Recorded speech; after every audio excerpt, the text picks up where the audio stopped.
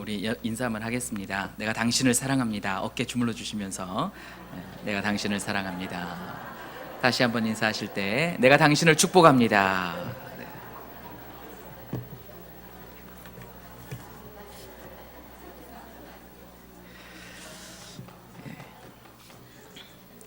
저와 함께 에베소서 말씀을 우리가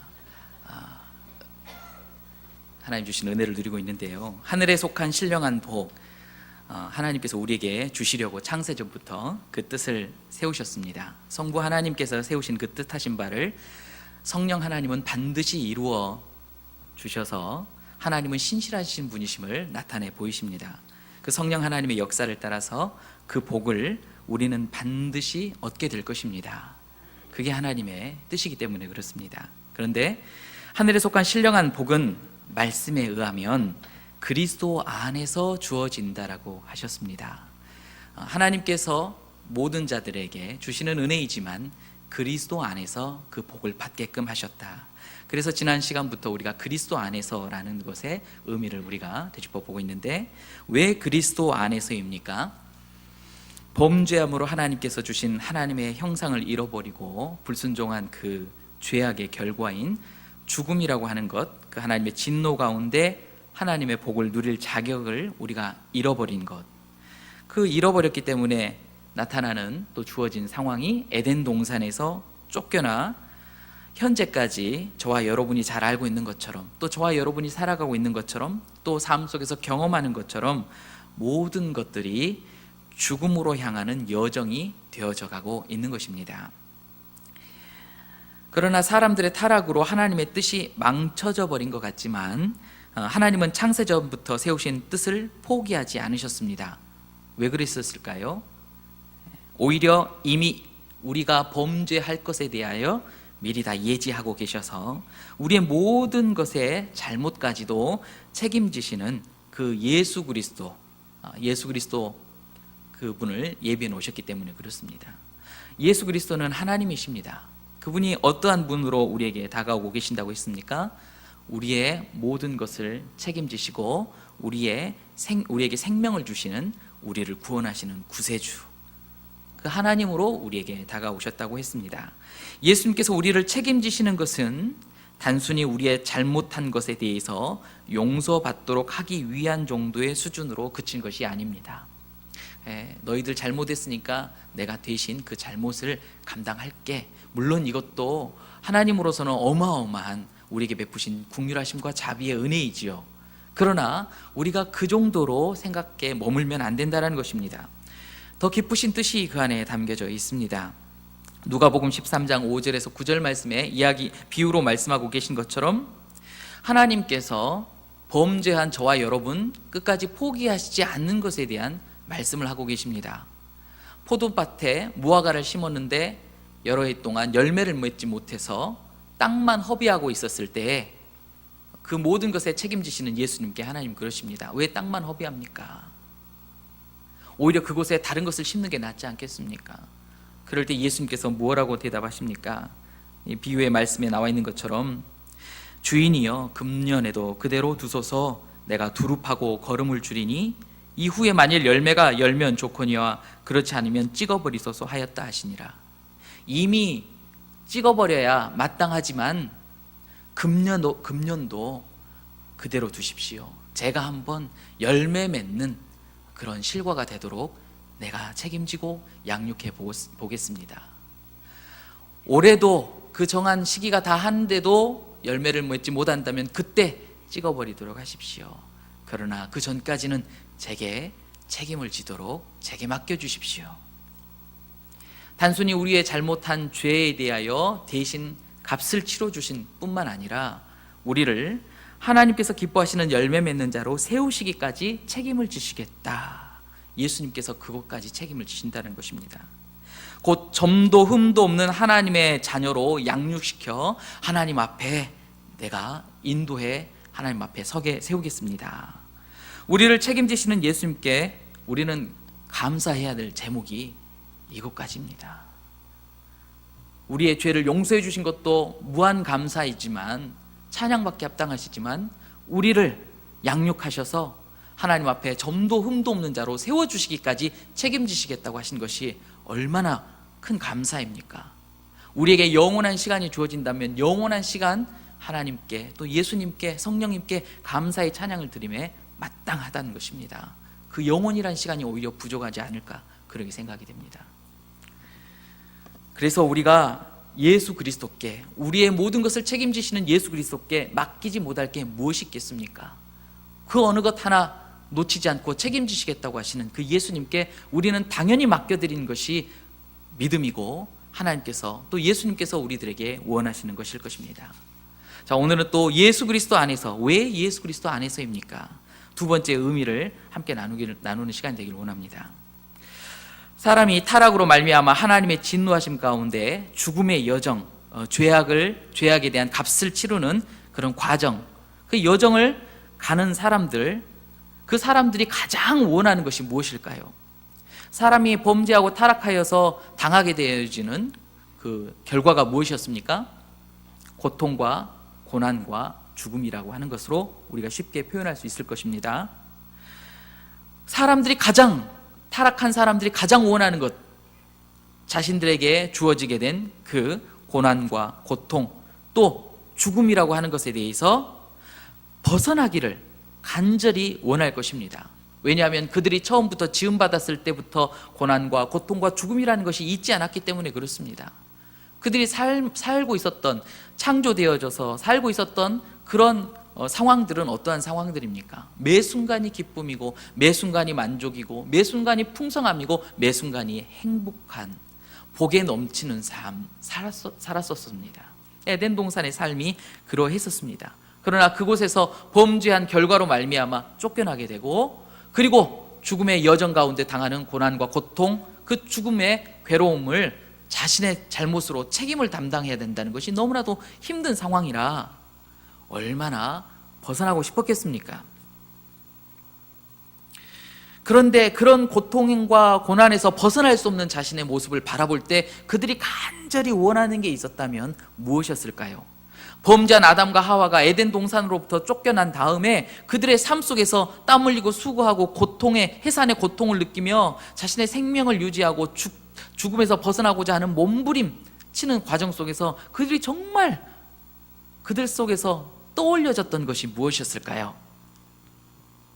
자신들이 쫓겨나기 전의 삶, 에덴 동산에서의 삶이 가장 떠올려졌을 것입니다. 왜냐하면 에덴 동산에서의 삶은 그들이 경험했던 삶이었기 때문에 지금 현재 자신들이 당하고 있는 고통의 삶과 판이하게 어떠함을 잘 알고 있기 때문에 그들이 정말 이 고난과 고통에서 벗어날 때 어떻게 되었으면 좋을까라는 소망을 무엇으로 두겠습니까? 아, 옛날이요. 그때로 돌아가고 싶다. 내가 왜 그때 그렇게 했을까? 에덴 동산에서의 좋았던 삶을 떠올리며 그곳의 삶으로 돌아가기를 원할 것입니다. 아니면 내가 타임머신이 있었으면 타임머신을 타고 그때 범죄하기 이전의 삶, 내 에덴 동산에서의 삶으로 돌아갔으면 좋겠다. 그것을 간절히 사모하게 되는 것 아니겠습니까? 그들에게 죽음이라고 하는 여정의 삶 속에서 소망이 없음을 삶 속에서 경험하면 경험할수록 간절히 바라는 것은 그때로 돌아갔으면 좋겠다. 에덴 동산으로 갔으면 좋겠다. 에덴 동산의 삶이 내게 다시 주어졌으면 좋겠다. 그 간절한 소망이 고난과 고통이 힘들고 죽음에 더 가까이 갈수록 더 강하게 내 안에 소망으로 자리 잡게 될 것이라는 것입니다. 그러기에 많은 범죄한 모든 사람들은 에덴 동산을 동경합니다. 여러분, 에덴 동산은 어떤 곳입니까? 하나님께서 창조하셔서 만드신 에덴 동산, 그곳에서는 이 세상에서 살아갈 모든 환경들이 잘 갖추어져 있습니다. 또 하나님께서 복을 주셨기에 하나님이 주신 복을 마음껏 누릴 수 있었던 곳입니다. 수고하지 않고 땀 흘리지 않아도 풍성한 것들을 쉽게 누릴 수 있었고 마음껏 만족해할 만큼 누릴 수 있었던 곳이었습니다. 또 하나 하나님께서 주셨던 사명, 땅을 정복하고 다스리라, 그 사명대로 또 번성하라, 자신들과 함께 할 수 있는 행복한 삶을 살 수 있는 가족들이 늘어나고 또 그 기쁨을 함께 나눌 수 있을 뿐만 아니라 땅과 모든 것들을 정복하고 다스릴 수 있는 권세와 권위, 이것을 누릴 수 있었다는 겁니다. 모든 세상의 만물들이 하나님이 주시는 권위와 권세로 말미암아 인간들에게 굴복하게 되어 있다는 것입니다. 모든 존재가 복종할 수도 있었습니다. 그것을 한마디로 표현하면 기쁨 충만한 행복한 곳이었다. 그런데 여러분, 그 에덴 동산이 이 정도로만 좋은 곳이 아닙니다. 그것보다 더 핵심적인, 정말로 값을 치를 수 없는 가치 있는 그런 복이 있었는데, 그것이 무엇인가? 에덴 동산 중앙에 있었던 생명나무의 실과를 먹을 수 있었던 것입니다. 이 세상에 사는 동안, 에덴 동산에서 사는 동안 누릴 수 있는 풍성한 은혜, 넘치는 복뿐만 아니라 내가 영원토록 이 행복을 누릴 수 있는, 영생을 가질 수 있는 생명나무의 열매까지도 거저 하나님께서 우리들 위해 베풀어 주셨다는 겁니다. 영원히 살 수 있다는 것, 그것도 행복하게 영원히 살 수 있다는 것, 얼마나 좋습니까? 그런데 여러분, 그 정도로 에덴 동산이, 그것도 어마어마하지만 그 정도 수준으로 멈추지 않았습니다. 저와 여러분이 간절히 원하는 것, 범죄한 아담과 하와가 자신의 수치를 부끄러워 숨었을 때 하나님의 나타나심이 말씀 속에 기록되어 있습니다. 하나님께서 어떻게 나타나고 계시죠?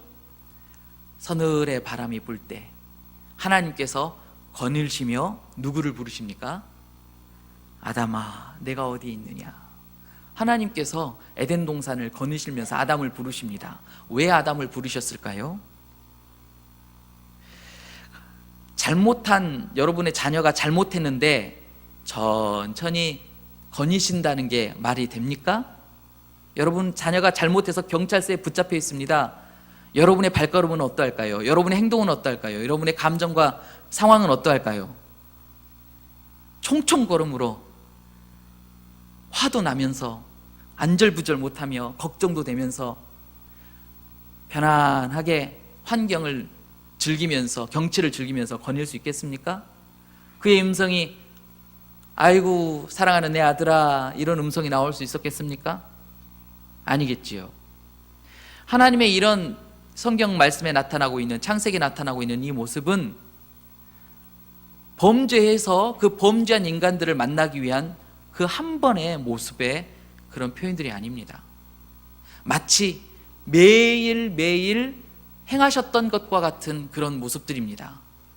매일매일 아담과 하와를 만나시면서 함께 그들과 기쁨을 나누는 교제의 삶을 살아가셨던 그 표현, 그 모습이라는 것입니다.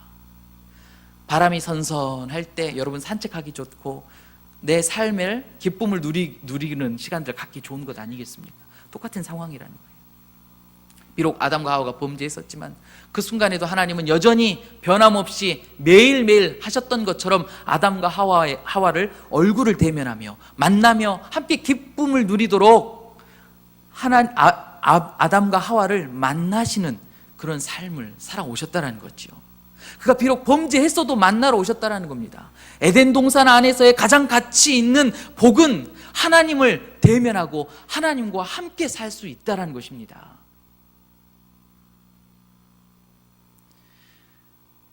그런데 이러한 것들이 하나님께서 우리에게 주셨던 신령한 복들이었는데 타락한 인간들에게 주어진 결과가 무엇입니까? 정령 죽으리라. 이 죽는다라고 하는 것이 여러 가지 의미가 있을 수 있습니다만, 앞서 말했던 신령한 복, 우리에게 유익했던, 하나님이 주셨던, 거저 주셨던 그 복을 우리들이 다 잃어버리고 그것을 누릴 수 있는 자격까지 빼앗겨버리는 것, 그게 우리들에게 죽음이라는 것으로 다가오게 된 것입니다. 창세기 2장 17절 말씀, 반드시 죽으리라. 이것은 거부할 수 없고 벗어날 수 없게 내게 주어진 것입니다.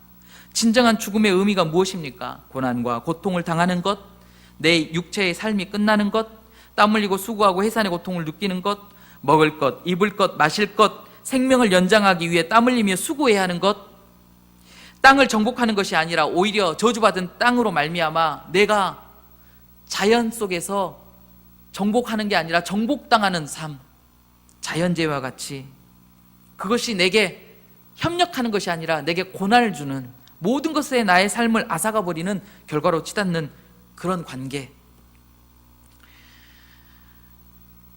육체가 썩어 없어지지만 무엇보다도 더 큰 고난과 고통은, 죽음이라고 하는 것의 진정한 의미는 에덴 동산에서 쫓겨나는 것, 다시 말해 생명나무에 접근하지 못하는 겁니다. 내가 영원토록 살지 못하는 것. 또 진정한 죽음의 의미, 무엇보다도 가장 중요한 것, 하나님과의 영원한 단절이라는 것입니다. 이 쫓겨남이라는 표현으로 우리가 이해할 수 있겠죠. 매일같이 하나님을 만나던 것에서 매일같이 하나님을 만나지 못하는 결과, 하나님이 우리에게 베풀으셨던 모든 것들을 내가 누리지 못하고 내가 땀 흘리고 수고해야 얻을 수 있을까 말까? 그런다 할지라도 그것까지도 영원하지 못하고 내가 다 잃어버리게 되는 것, 모든 것에 책임을 내가 영원토록 지게 된다는 것, 하나님과 함께하지 못한다는 것이 진정한 죽음의 의미를 이야기할 것입니다. 그런데 거기에서 다시금 회복될 수 있는 기회도 없다라는 것, 그게 죽음의 진정한 의미일 수 있습니다. 내 노력으로 안 된다는 것 말입니다. 창세기 3장 22절에서 24절 말씀에 하나님께서 에덴 동산을 쫓아내실 때 그들에게 염려하셨던 게 있습니다. 저들이 범죄한 인간으로서 영생할까 두렵다 하고 쫓아내셨습니다. 하나님께서 죽음이라고 하는 것으로 심판하셔서 그들을 에덴 동산에서 쫓아내셨지만, 하나님의 본심이 그래 영원토록 나는 다시는 너를 안 볼 것이다 라고 쫓아내셨다라고 생각하시면 안 됩니다. 우리가 잘못해서 죽음이라고 하는 것이 한 번으로 딱 임해버렸다, 그가 아니라는 것을 여러분 잘 아시길 바라요. 왜 요한계시록에서는 죽음에 대해서 다시 한번 이야기를 하는가? 육체적인 죽음뿐만 아니라 둘째 사망, 두 번째 죽음에 대해서까지 요한계시록에서 이야기하고 계신다는 것을 여러분 아시길 바랍니다. 에덴 동산에서 추방하는 것은 어찌 보면 우리들에게 직면하는 1차적인 죽음입니다. 그러나 그 1차적인 죽음은 영원한 끝이 아니라는 것을 여러분 아시라는 거예요. 두 번째 완전한 끝을 낼 수 있는 심판의 때, 둘째 사망의 때가 있습니다. 그렇다면 내가 비록 범죄한 죄인으로서 살아가지만 아직까지 둘째 사망이 내게, 완전한 사망이 내게 임하기 전까진 내게 기회가 있다라는 것. 하나님이 에덴 동산을 범죄한 사람들을 쫓아내셨을 때 무작정 쫓아내신 것이 아니라 그들로 하여금 다시 한번 기회를 주신다라는 그 전제하에 쫓아내셨다라는 것, 그게 엄청난 하나님의 사랑과 긍휼의 은혜입니다. 그렇다면 그 기회 가운데 우리가 살아갈 때에 정말로 왜 우리들이 에덴 동산으로 돌아갔으면 좋겠다라고 하는 소망이 헛되지 않았을까라고 생각해 볼 만하지 않습니까? 아, 에덴 동산 그때로 돌아가고 싶다라고 하는 소망을 갖는 것, 이게 헛된 게 아니란 말입니다. 충분히 소망을 가질 수 있는 무언가가 있다라는 거지요. 두 번째 사망을 주셨다는 것은 기회를 주셨다는 거예요. 다시금 무언가 에덴 동산의 시절로 돌아갈 수 있는 기회를 주시고자 하나님께서 둘째 사망까지 예비해 놓으셨다는 겁니다.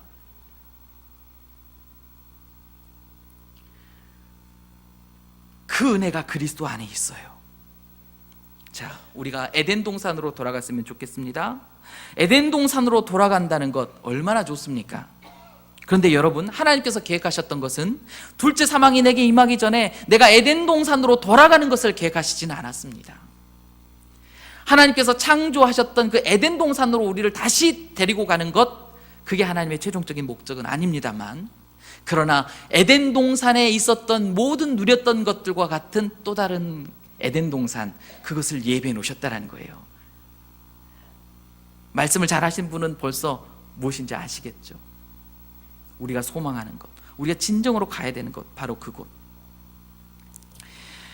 에덴 동산에서 누렸던 것과 같은 것들을 누릴 수 있는 곳, 그곳이 바로 하늘입니다.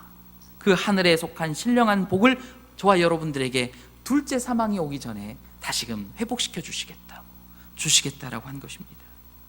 그것을 얻도록 하기 위한 조건, 그게 바로 그리스도 안에서입니다.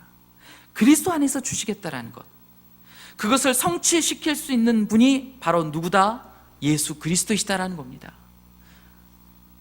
에덴 동산에 좋았던 시절, 그곳과 같이 예비된 곳으로 우리를 데려가실 수 있고, 그 모든 상황 속으로 에덴 동산과 같은 곳으로 우리를 들여보내실 수 있는, 모든 상황을 되돌리실 수 있는 그분이 바로 예수 그리스도이시다.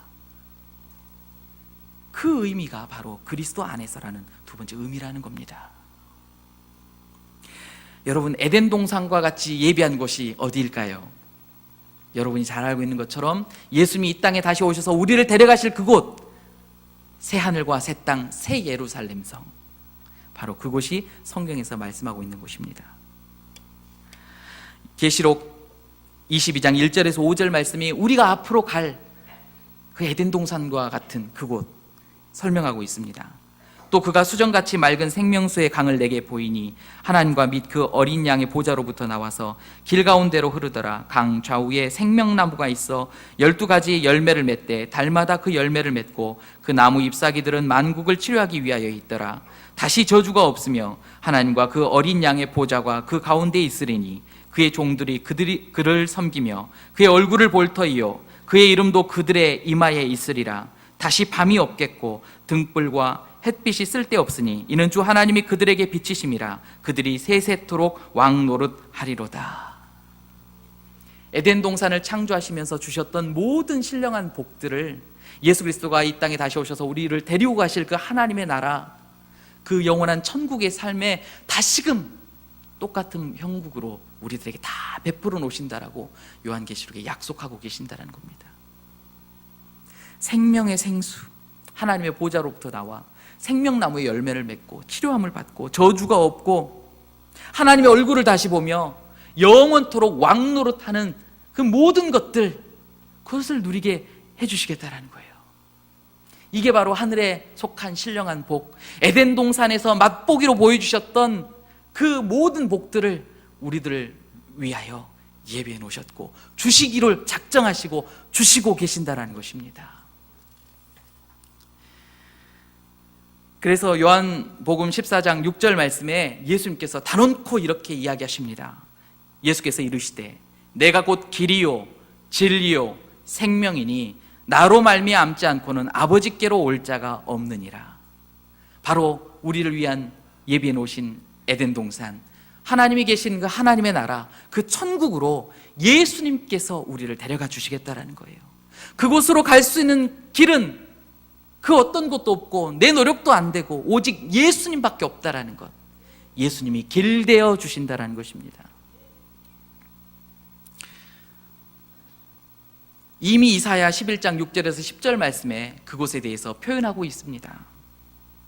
그때 이리가 어린 양과 함께 살며 표범이 어린 염소와 함께 누우며 송아지와 어린 사자와 살찐 짐승이 함께 있어 어린아이에게 끌리며 암소와 곰이 함께 먹으며 그것들의 새끼가 함께 엎드리며 사자가 소처럼 풀을 먹을 것이며 젖 먹는 아이가 독사의 구멍에서 장난하며 젖된 어린아이가 독사의 굴에 손을 넣을 것이라. 내 거룩한 산 모든 곳에서 해됨도 없고 상함도 없을 것이니 이는 물이 바다 덮음같이 여호와를 아는 지식이 세상에 충만할 것임이니라. 그날에 이새의 뿌리에서 한 싹이 나서 만민의 기치를 설 것이요 열방이 그에게로 돌아오리니 그가 거한 곳이 영화로우리라. 예수님이 모든 열방의 사람들을 모으셔서 영원한 천국으로 인도하신다는 거예요. 예수님과 함께하면 예수님이 함께하는 그곳이 바로 영화로운 곳으로 되어진다는 것입니다. 요한계시록 21장 1절에서 4절 말씀, 내가 새 하늘과 새 땅을 보니 처음 하늘과 처음 땅이 없어졌고 바다도 다시 있지 않더라. 또 내가 보매 거룩한 성 새 예루살렘이 하나님께로부터 하늘에서 내려오니 그 준비한 것이 신부가 남편을 위하여 단장한 것 같더라. 내가 들으니 보좌에서 큰 음성이 나서 이르되 보라 하나님의 장막이 사람들과 함께 있음에 하나님이 그들과 함께 계시리니 그들은 하나님의 백성이 되고 하나님은 친히 그들과 함께 계셔서 모든 눈물을 그 눈에서 닦아주시니 다시는 사망이 없고 애통하는 것이나 곡하는 것이나 아픈 것이 다시 있지 아니하리니 처음 것들이 다 지나갔음이러라. 우리를 위하여 예비해 놓으신 새 에덴 동산, 새 하늘과 새 땅, 새 예루살렘 성, 우리가 반드시 가야 되지 않겠습니까? 그곳에서 우리가 누릴 최고의 가치, 하늘의 신령한 복의 핵심이 무엇입니까? 하나님과 함께 영원토록 사는 것입니다. 그곳으로 저와 여러분을 인도하시기 위하여 예수님께서 초청하고 계십니다. 이 땅에 직접 찾아오셔서 여러분의 영혼의 문을 두드리시면서 초청하고 계십니다. 요한계시록 3장 20절 말씀, 볼지어다 내가 문 밖에 서서 두드리노니 누구든지 내 음성을 듣고 문을 열면 내가 그에게로 들어가 그와 더불어 먹고 그는 나와 더불어 먹으리라. 영원토록 함께 먹을 수 있는, 함께 기쁨을 누릴 수 있는, 한 상에서 살 수 있는 그 삶이 영접하는 자에게 주어진다는 것입니다.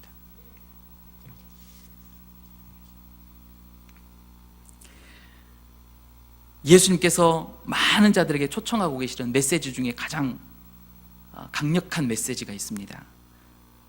수고하고 무거운 짐진 자들아 다 내게로 오라. 내가 너희를 쉬게 하리라. 이젠 여러분, 이 세상에서 여러분이 고난과 고통과 죽음에 여러분의 잘못한 모든 것들에 책임지는 것에서 벗어나려고 노력하고 힘들고 수고했던 것들, 그걸 빨리, 그 노력을 포기해야 합니다.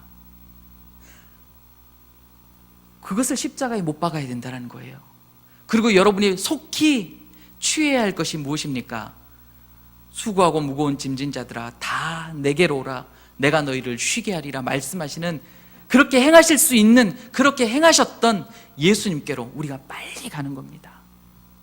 그분과 함께 하는 것입니다. 예수님께서 요한복음 10장에 뭐라고 이야기하셨습니까? 나는 선한 목자라, 나는 양의 문이라, 나로 말미암지 않고는 될 수가 없다라고 이야기하십니다. 인자가 온 것은 양으로 풍성히 먹이고 더 풍성히 먹이기 위해서다. 영원한 생명을 주기기 위해서다. 아버지의 나라로 인도하기 위해서다. 이 초청의 메시지에 우리는 어느 때까지 내 마음 문을 닫고 내 노력으로 하나님의 나라를, 아니면 파라다이스를 구하려고 합니까?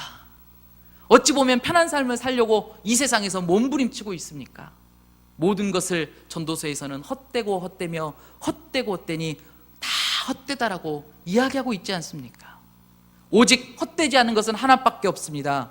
우리를 하나님의 나라로 인도하실 예수님을 철저히 의지하는 것, 예수님을 믿는 것, 그분을 나의 구세주요 나를 책임져 주시는 메시아로 내가 영접하고 나를 이끌어 주실 왕이요 선한 목자로 내가 인정하고 그분의 음성을 듣고 그분과 함께 하나님의 나라로 가는 여정을 사는 삶, 그게 필요하다는 겁니다. 여러분, 바로 이 순간에 여러분이 1차적인 죽음을 맞이한다면 그 죽음을 맞이하기 직전에 여러분은 어떻게 하시겠습니까? 우리 말씀 한 구절만 찾기를 원합니다. 누가복음 23장 39절에서 46절 말씀, 누가복음 23장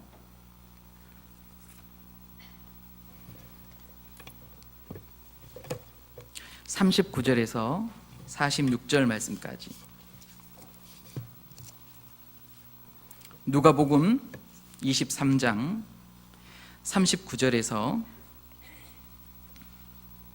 46절 말씀까지 한 목소리로 읽겠습니다. 시작. 달린 행악자 중 하나는 비방하여 이르되 내가 그리스도가 아니냐, 너와 우리를 구원하라 하되, 하나는 그 사람을 꾸짖어 이르되 내가 동일한 정죄를 받고서도 하나님을 두려워하지 아니하느냐? 우리는 우리가 행한 일에 상당한 보응을 받는 것이니 이에 당연하거니와 이 사람이 행한 것은 옳지 않은 것이 없느니라 하고 이르되 예수여 당신의 나라에 임하실 때에 나를 기억하소서 하니 예수께서 이르시되 내가 진실로 내게 이르노니 오늘 내가 나와 함께 낙원에 있으리라 하시니라. 아멘. 여러분, 우리가 죽음에 직면하기 전에 우리가 행해야 될 것은 이 믿음의 고백입니다.